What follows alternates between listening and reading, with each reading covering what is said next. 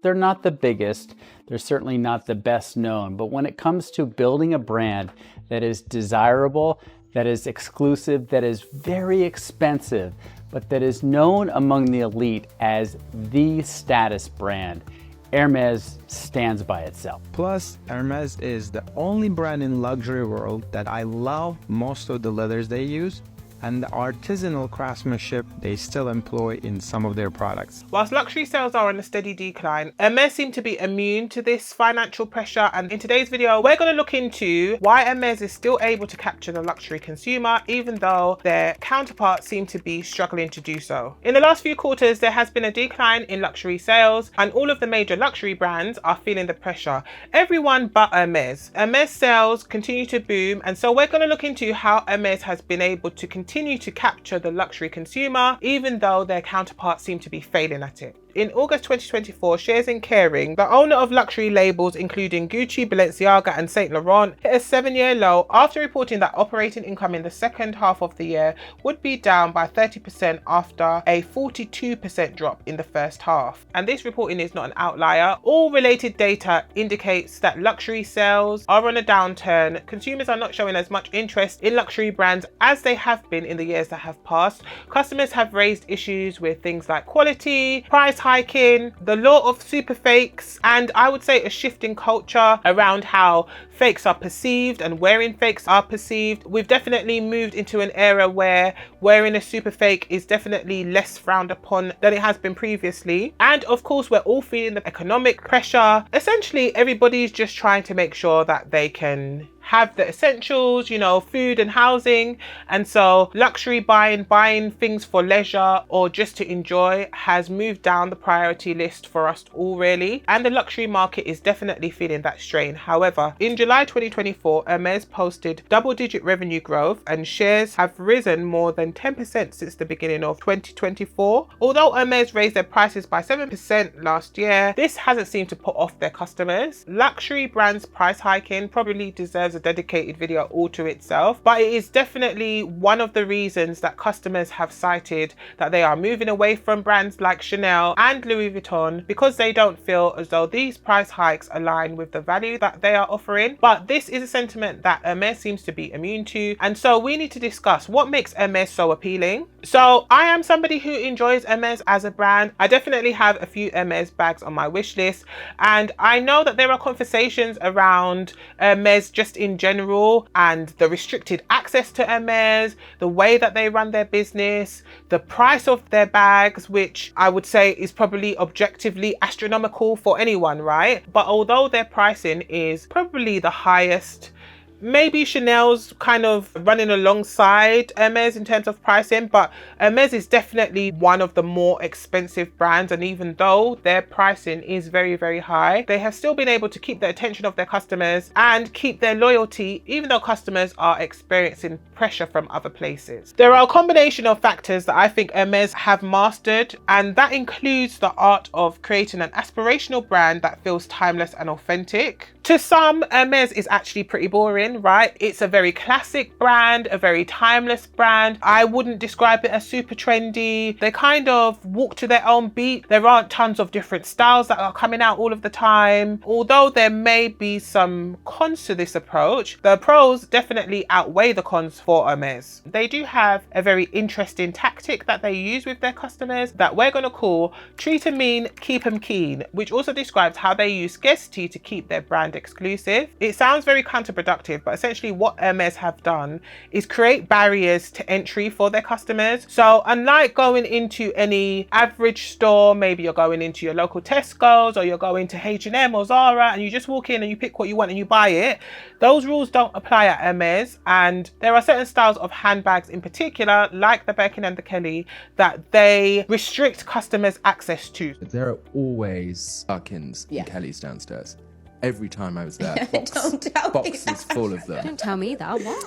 And then we'd be told in the morning, no Birkins or Kellys today, guys. Right. Because they're restricting the sale to maintain the want. Yeah. And oh my God, it works. You can really feel that. So you can't usually go into an Hermès store and just ask for a Birkin or a Kelly and buy one and walk out. Let's see what happens when we go into Hermès and ask for a Birkin bag. Is it possible to buy a Birkin here today?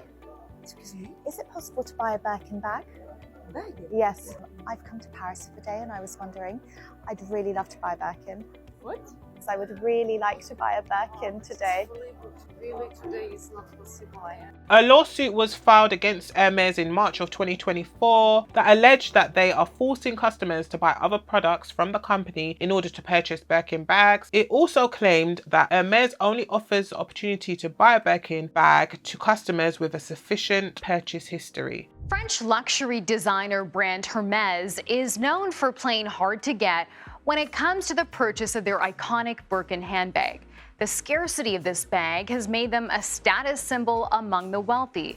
But Hermès is now facing a lawsuit over that strategy filed by shoppers in California who allege the brand will only sell those coveted bags to customers with, quote, a sufficient purchase history, and that it's violating an antitrust law by making the sale of a Birkin tied to other purchases. So depending on who you're asking, the general rule seems to be that you have to build a relationship with Hermès, which generally involves buying things from them first. So instead of going in and asking for a Birkin, you might go in and buy small leather goods, maybe a little purse or a scarf or a shawl, a cover, something like that. You'd go in, buy those kind of things, maybe build a relationship with your SA, you know, meet a sales associate, exchange numbers, let them know that you might be interested in buying a Birkin or Kelly. There is this very specific dance that some people who are interested in buying particular things from Hermès take part in. There are, of course, exceptions to this rule. All across YouTube, you can find stories about customers who go directly to store and kind of just lay what they want on the table and are offered it. But I would say that these occasions are probably more rare and more of an exception. The usual relationship building dance that a lot of customers take part in.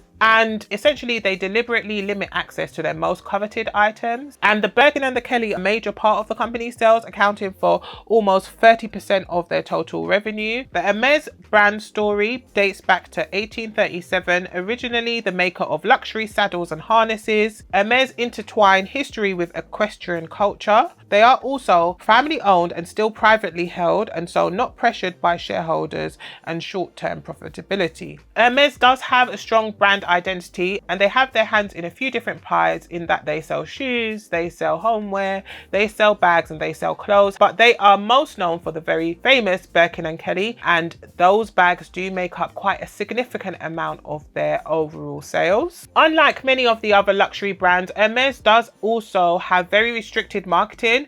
Like, you are very unlikely to see an Hermès ad. I actually don't think I've ever seen one. Maybe on the side of the shop or in maybe more luxury areas of shopping, you might see a billboard or two, but they definitely do not market in the same way that the other brands do. And this all feeds into their law around exclusivity and about scarcity. It's 4,000. I know. And there's a waiting list. I assumed. 5 years. For a bag? It's not a bag.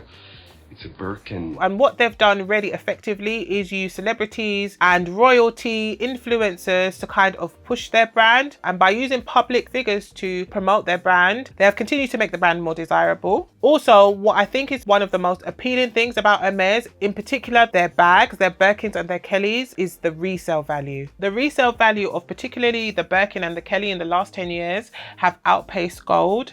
And a basic Birkin cost around £10,000 but can resell for around 25 or more. And so there is also the appeal of investment. There are loads of Hermès customers who buy these bags and just hold on to them, you know, don't really wear them or buy them to resell them, which is also part of why I think that there are some barriers to purchasing, because Hermès have expressed that they want to sell these bags to customers who actually enjoy the bags, who want to wear the bags and make use of the bags, and less so to those who are just buying the bags to make a profit from them. Hermes is also known for its impeccable craftsmanship, and I definitely think this is another area where they've been able to kind of raise their head above the rest, in that over the last few years the quality of luxury bags in particular has been really questionable. There has been loads of feedback on social media around what are we actually paying for, what are we getting from these bags, because they're breaking or they're ripped or they don't last, or you know, they're fading, or whatever the reasons are. And one thing that Hermes has been able to maintain is the idea around value, that although these bags are really expensive, you are going to get at least some good craftsmanship. You're at least going to get a leather bag that has some kind of value to it and isn't just being sold based on the brand name or the value of the brand name itself and not the actual bag. Making a Birkin takes anywhere from 18 to 25 hours and uses the finest materials. And for a lot of customers, owning a Hermes bag almost feels like owning a piece of art. And I think they actually really lean a lot into this. I find that Dior do too a bit.